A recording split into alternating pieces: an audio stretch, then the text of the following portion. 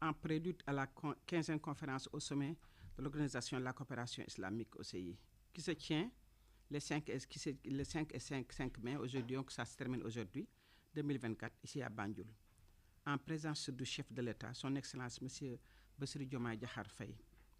La première journée de cette réunion a été marquée par des échanges constructifs, fructueux entre les délégations représentant les États membres de l'OCI. Cette session a permis d'examiner les documents finaux, dont une résolution sur la cause palestinienne et Al-Quds et Al-Sharif, qui seront soumis par approbation à la 15e conférence au sommet.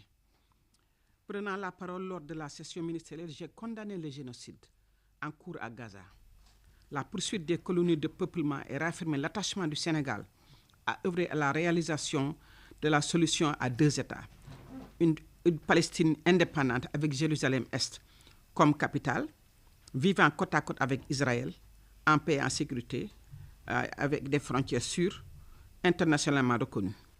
J'ai également réitéré l'ancrage du Sénégal dans la défense de la cause palestinienne et son engagement indéfectible dans la mise en œuvre de son mandat à la tête du Comité des Nations Unies pour l'exercice des droits inaliénables du peuple palestinien, que j'ai eu le plaisir de rencontrer.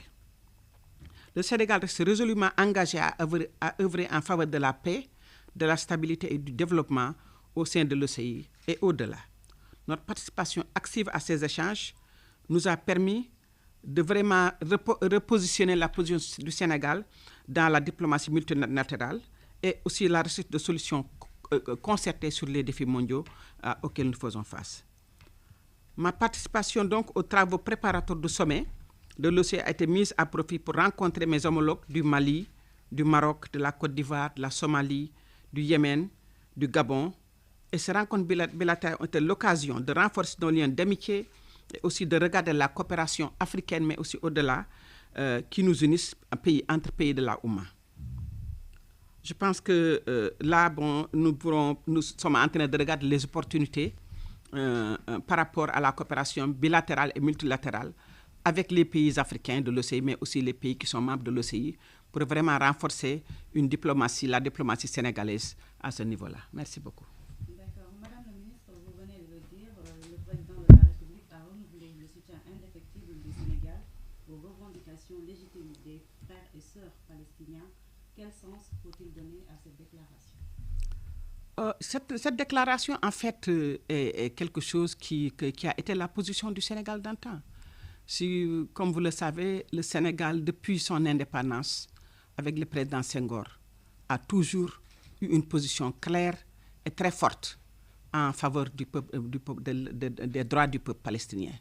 Si vous vous souvenez, le président Senghor avait donné un passeport diplomatique au président Yasser Arafat. Donc le Sénégal a toujours eu une position de principe par rapport à la protection des droits du peuple palestinien. Donc c'est ce que le président de la République a réitéré, a réaffirmé avec sa déclaration. Par ailleurs, il a aussi souligné qu'il était important pour que l'OCI et les États membres renforcent la diffusion des valeurs authentiques de l'islam.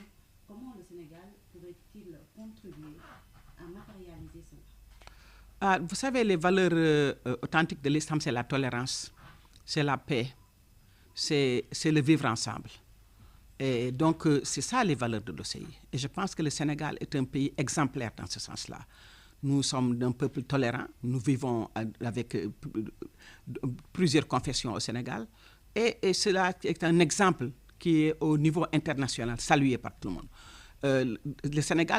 Les Sénégalais sont des personnes paisibles. L'expérience que nous avons vue récemment avec les élections, qui nous ont montré que le lendemain du vote, c'était la paix dans le pays, tout le monde est reparti au travail, montre que les Sénégalais ont des valeurs démocratiques fortes, mais valeurs de paix ancrées dans nos valeurs sénégalaises. Donc je pense que c'est le rôle que le Sénégal peut jouer au sein de l'OCI, c'est ces valeurs islamiques, de la paix, de la tolérance, de la solidarité.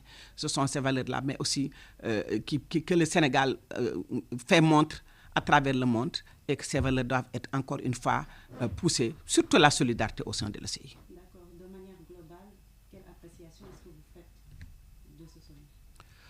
Je pense que le sommet a été, à mon avis, que le sommet, beaucoup d'observateurs attendaient les positions qui sont sorties du sommet. Parce que simplement, il fallait qu'on puisse nommer, appeler un chat, nommer le mot génocide dans la déclaration. Il fallait que l'OCI prenne une position beaucoup plus forte par rapport à ce qui se passe à Gaza, par rapport à l'exigence et à la demande de la communauté internationale. Si vous voyez aujourd'hui aux États-Unis, il y a les étudiants, toutes les universités américaines sont en ce moment en train de bouillonner avec les étudiants qui revendiquent que leur État prenne une... Donc, si les États-Unis, les étudiants peuvent faire en Amérique, je pense que l'OCI, qui est la Oumma islamique, peut prendre une position beaucoup forte pour la solidarité envers le peuple palestinien. Donc je pense que notre position, le sommet a fait un bon qualitatif en termes de positionnement, en termes d'exigence, de respect des droits du peuple palestinien, et en termes de demande aussi pour que les peuples qui constituent cette organisation, qui est la deuxième organisation la plus grande dans le monde après les Nations Unies, puissent mieux se positionner et promouvoir ces valeurs de droits humains, ces valeurs d'égalité, ces valeurs de... On a aussi parlé dans plusieurs des discours par rapport aux droits des enfants, par rapport aux droits des femmes, par rapport aux droits des minorités, par rapport aux droits des minorités musulmanes qui sont persécutées, qui sont harcelées dans beaucoup de pays du monde. Donc je pense que c'est un sommet qui a aussi posé beaucoup de problèmes, beaucoup de problématiques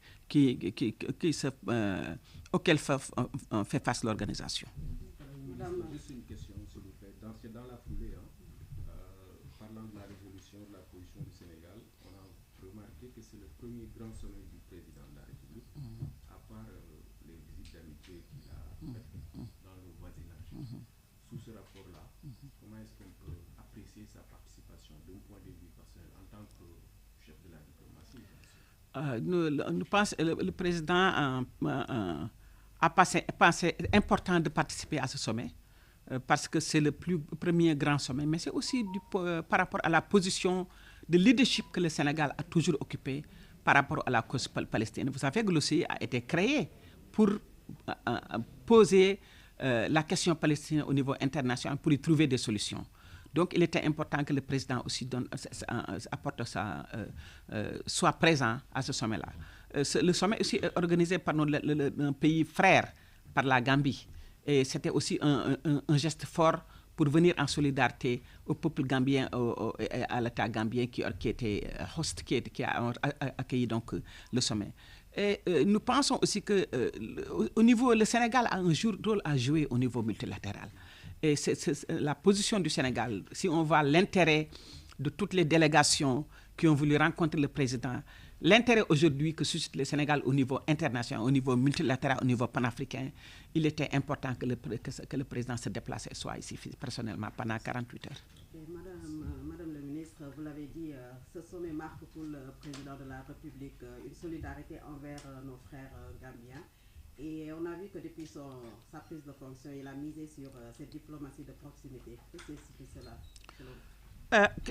Vous voyez, mon département s'appelle ministère de l'intégration africaine et des affaires étrangères. Et ce n'est pas juste un vain mot, c'est une volonté politique du gouvernement, du président de la République et de son Premier ministre de privilégier les rapports avec les pays africains, de renforcer la coopération bilatérale et la coopération régionale. Mais bon, donc, comme on dit en Wolof, donc avant d'aller au-delà, on d'abord renforcer la coopération avec les pays proches du Sénégal, la Mauritanie, le Sénégal, la Guinée-Bissau, les autres pays, le Mali, etc. Donc ça, c'est déjà un effort conscient du président de la République, parce que c'est la ligne, l'orientation de ce gouvernement-là, de renforcer donc les relations, l'intégration africaine, le panafricanisme, aussi bien au niveau culturel, au niveau politique, au niveau économique, pour que en fait, l'Afrique puisse se positionner, et l'Afrique a tous les atouts, ressources, en ressources humaines, en connaissances, pour pouvoir se positionner au niveau international, au niveau mondial. Donc c'est pour cela aussi qu'il était important pour le président d'être là et de faire ces visites-là et que nous sommes en train de continuer. Merci, madame. Merci beaucoup. Thank you.